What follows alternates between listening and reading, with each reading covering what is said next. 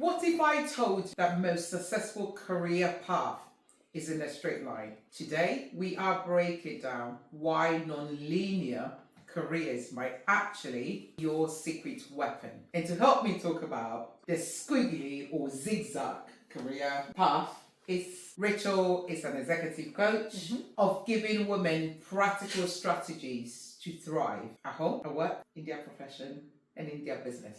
Thank you for joining us again.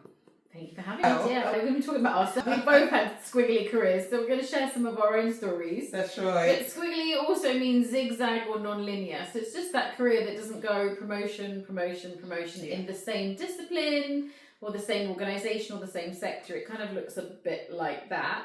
And there are lots of reasons why we do it. And actually, it's an increasing advantage in your career rather than a disadvantage. So we're going to be talking about that. Yeah, so it's all about reframing from the traditional way of thinking about what progression looks like. And I think sometimes as women, we put so much pressure on ourselves, like, how do I get to the top? But you might be very successful sideways track. Yeah. And that's what we want to really explore. So, Rachel.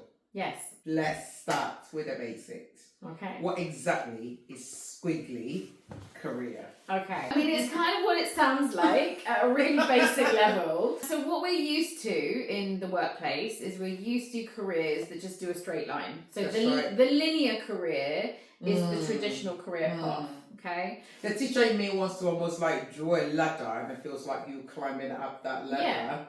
And that's the traditional analogy. Way, yes. So it would be you start out in a junior management position, and then you do a few years and you get promoted to a middle management position. That's right. And you do a few more years and you get promoted to senior management. Yes. And then, maybe a decade after that you hit senior management or C-suite. Yeah. And the idea with that is that it is up the same ladder. So let's say you're an accountant. You start as a junior accountant, and then a mid-level accountant, and then a senior accountant, and then maybe you hit partner in the firm. Yeah. Later on in your career. That's a linear career. That's right. And so you do one for education. Does that sound? So it would be teacher. Yes. Maybe head of department. Or maybe even before that, could be a teaching assistant. Yeah. I mean, I've got so many mentees who have risen from teaching assistant role or LSA right up to become middle leaders. So should we start from there? Yeah. Go for it. So teaching assistant. Yes. Then you might become an HLTA, That's so right. a higher learning teacher assistant. Yeah. And then you might do your teaching degree. That's right. Convert across. Yes. And then head of department, head of faculty. That's right. Assistant head. Yes. I'm going to come off the top of the video now. Head. And then these days you can go further because we have multi-academy trusts in the UK. So you might become an executive head of a couple of schools. Multiple schools, and then you might work at trust level. At trust level, absolutely. And that's linear. Yes. That's one profession.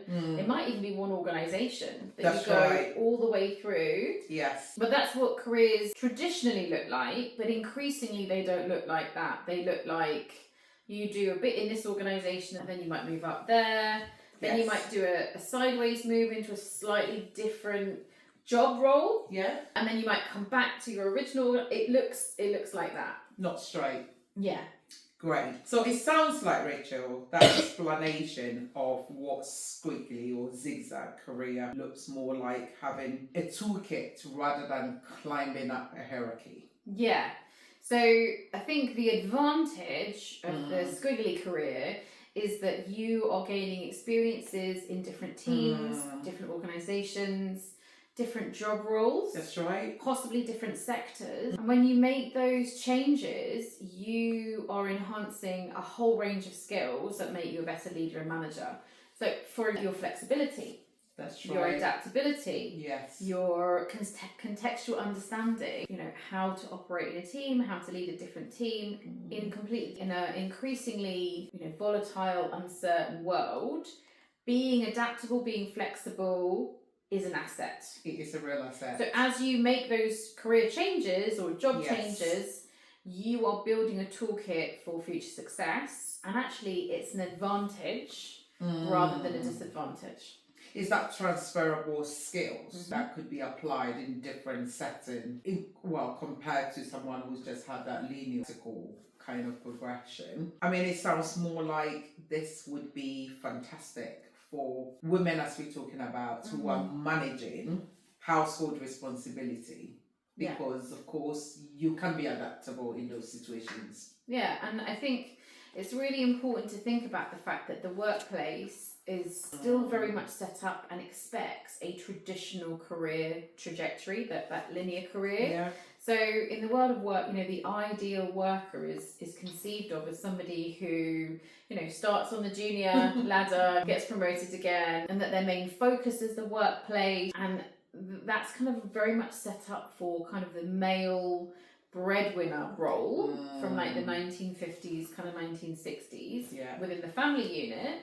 Whereas a squiggly career is more about the reality of what women have to face. That's right. Taking time maybe out of the workplace to take on caring role for maybe elderly parents or children, maternity leave we've talked about in a couple of episodes, and rejoining the workforce maybe in a different way, or in a different role, or in a different organisation, and thinking about how work fits around family, which is kind of not the traditional way that the workplace thinks about workers. They think about the worker fits family around work, whereas women are thinking about how does work fit around family. It's a really subtle kind of difference of emphasis. So squiggly careers increasingly are what working women are doing to fit work around family. That's right. But often that's seen as a negative, and it really isn't. It's a positive.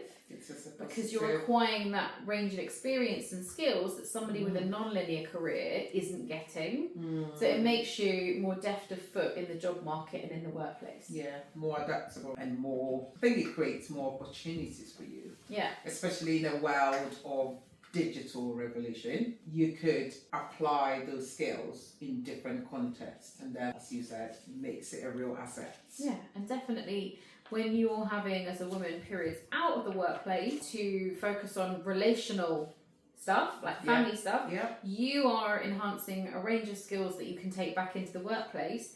And really importantly, you're working on your emotional intelligence. That's right. Which increasing research in the workplace says that is one of the differentiators between really highly successful leaders and leaders that don't quite get there. It's the people skills, it's the empathy, it's the compassion, it's the understanding how people tick to get another asset for women. Rachel, I just want, are there organisations or are there resources out there where people can probably go and look this up a bit more in detail? But more about organisations. Are there organisations that support this approach to professional development in that space, in that, oh God, can't get my words out, that professional career progression? Not being linear. So, I mean, I read a really interesting article the other day from Harvard Business Review, an author called Claudio Fernandez Aroth, and he was talking about how he really enjoys and looks for unconventional resumes or CVs. So there are leaders out there that are deliberately looking for squigglies. They're looking for you because they know that you've developed that range of transferable skills in different contexts. You understand people, you have higher adaptability quotient. So we've heard about EQ and IQ, AQ, and so they're looking for you. And also other organisations who are deliberately building squiggly into their career development and progression plans for their key leaders. So different organisations are now looking at how can we give our leaders secondments in different business units, in different disciplines, so that they have a better, well-rounded understanding of the organisation, of the systems and processes, and leading in different contexts. So the really progressive organisations with really forward-thinking leadership development and learning and development programs, they're deliberately building this in. Rachel, I mean, I can only give examples from where I have experience, and that brings me to education. We do know the research is right out there where so many teachers are leaving the profession. I mean, that's a conversation for another day. However, I just see so many of these teachers going, what can I do when I leave the profession? Is there any support out there that you think some of these women could draw from? Yeah, sure. So I think one thing is to just update your CV. So if you've been a teacher a while, and if you haven't moved jobs within teaching for a while, update your CV. Yes. And write the longest CV that you possibly can. Now that sounds counterintuitive to begin with. That's right. But the point here is that as teachers, we have a huge amount of experience and skill that we forget about. We also have a huge amount of achievement and outcomes that we forget about because we're often just in the daily grind of, 6 periods a day, 150 kids, assessments, mocks. Timetable, all of that. So it's really important that every now and then you just press pause and you just write everything down on your CV. And often it's astonishing, like what you're doing. That's so right. planning curriculum, Right. developing assessment, Yeah. developing Delivery. systems, delivery, project management. Risk assessments. If you run trips, That's right. health and safety, safeguarding, government policy. I could go on. And So write that really long CV to get it all captured.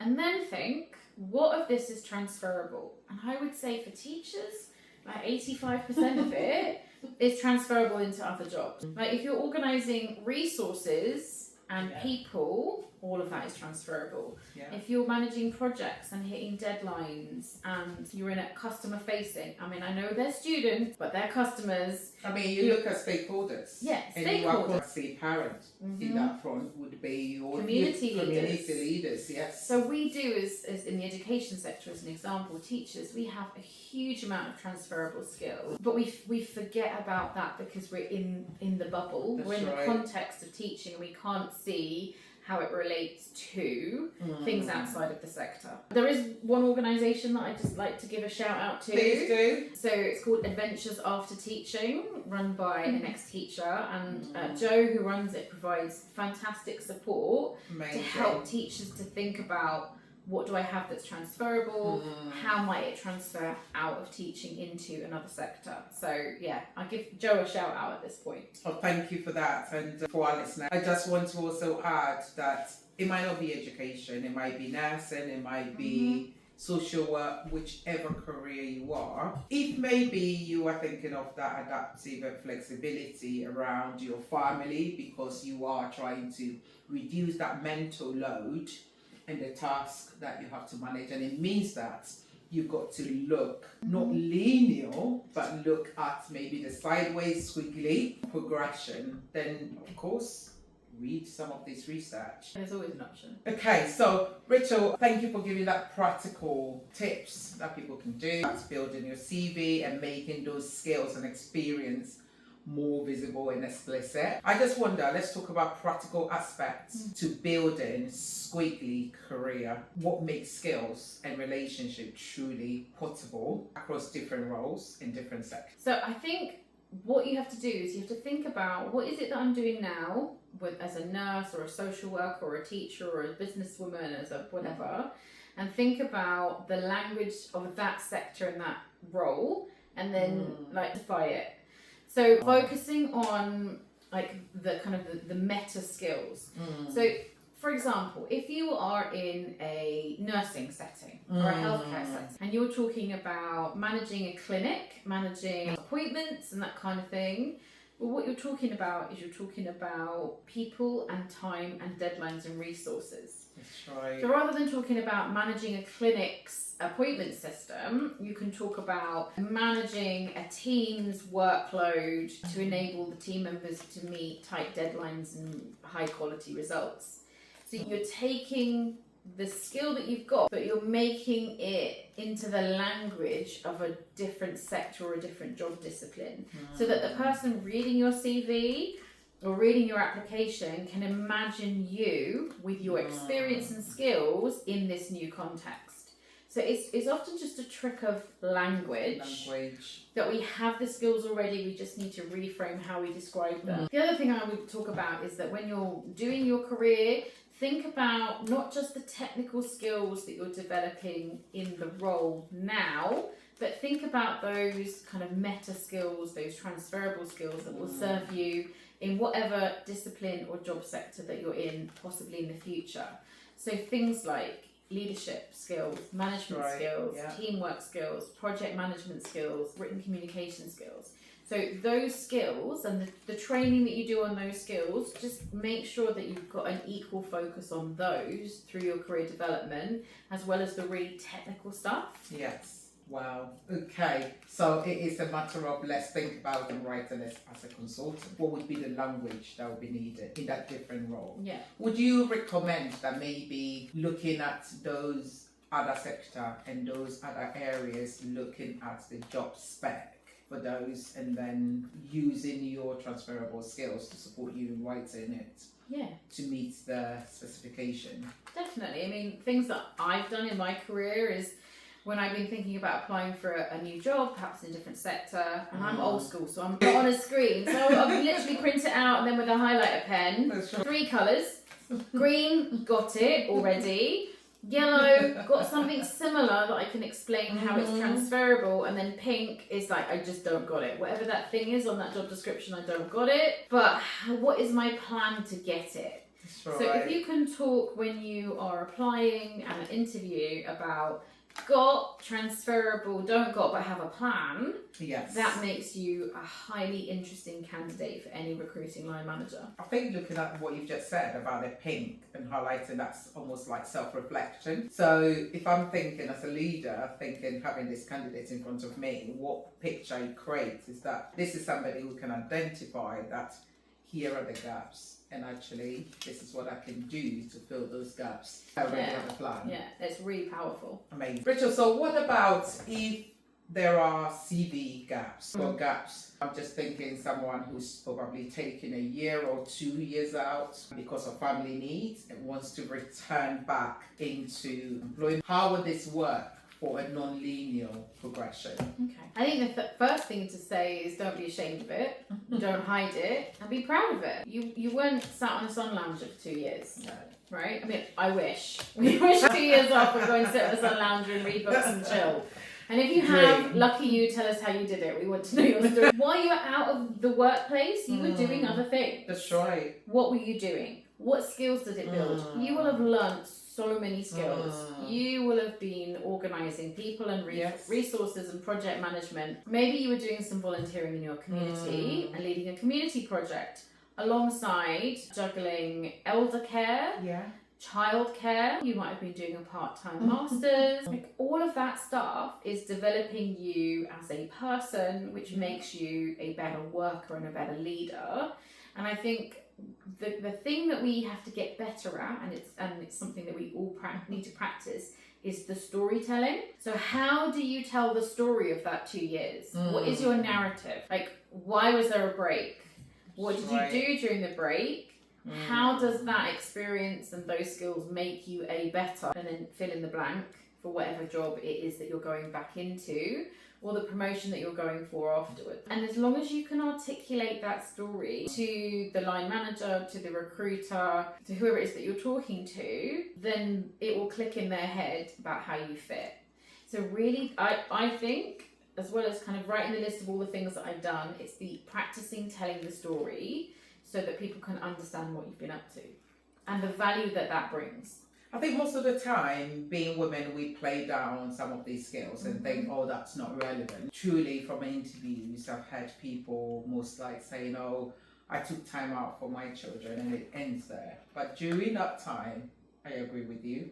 What exactly were you doing? A lot, probably. A lot. And yes, and employers or leaders are looking for that diverse experience, time management, organisation. So it's would make you a really strong candidate.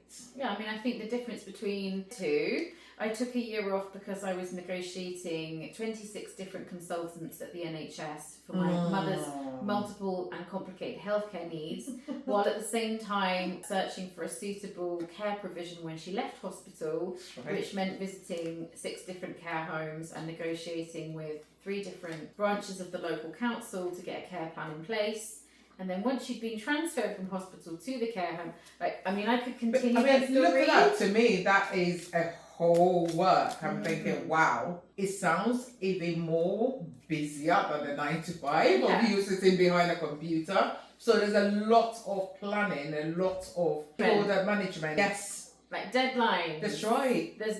But can you hear the difference in the story? The difference in the story. Yes. So, and I mean, these days, we've got AI, which could help you reframe your story or help you use those key vocabularies and language to make you that strong potential candidate for that role if you're going for non-linear. And it's not bragging. It's fact. So tell the story, build the story around the facts to make it easy for people to understand how you fit and what you've been up to. Right, if you have not watched our previous episode, I'm going to encourage you to watch our previous episode. All the links are in the description below, and share this episode with someone who will benefit from this conversation. Like it, and don't forget to subscribe to B3 Inspire. Rachel, Yes. what would be your advice for someone who is feeling inspired, Yeah. motivated, Yeah. wants to take on that responsibility, want to make their bold step into leadership? I mean, Women's Ed would say being 10% braver. Yes. Okay. That's how we met. But feeling constrained. What would be your advice for them this week? I think, you said don't do it alone.